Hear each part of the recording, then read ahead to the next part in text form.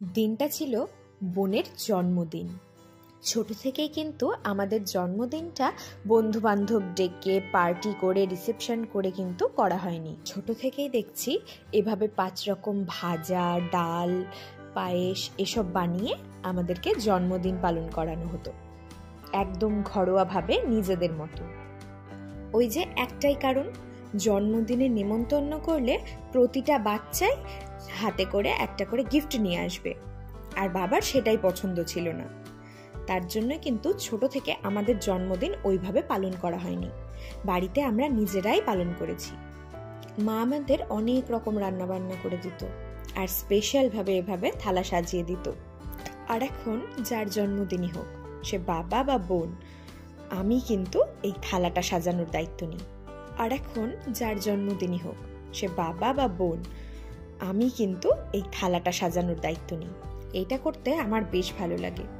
দেখো, কথা বলতে বলতে ভুলেই গেছি মেনুতে কি কি ছিল তোমাদেরকে বলতে। তোমরা অবশ্য দেখেই নিয়েছো।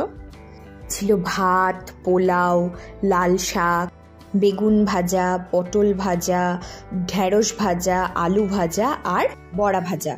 আর কিছু হোক না হোক, জন্মদিনে শাক, এই বড়া ভাজা আর পায়েস, এই তিনটে কিন্তু আমাদের কম্পালসারি।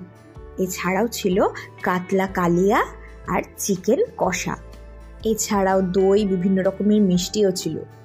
এই যা দেখো, চাটনিটাই দিতে ভুলে গেছিলাম, পরে আবার এনে দিয়েছি। তবে ও খাওয়া শুরু করার আগে মা আগে ওকে একবার পায়েসটা খাইয়ে দিয়েছিল।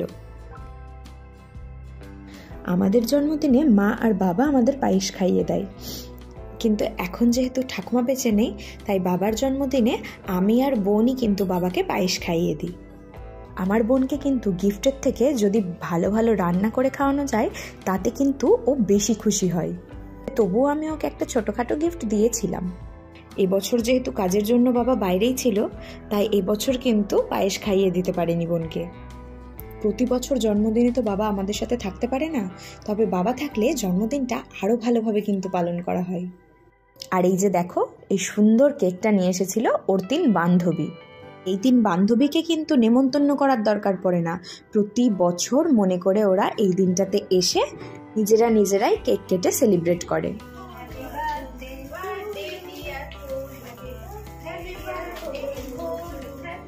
ও, ওদের 3 বান্ধবীর নামটা বলে দিই।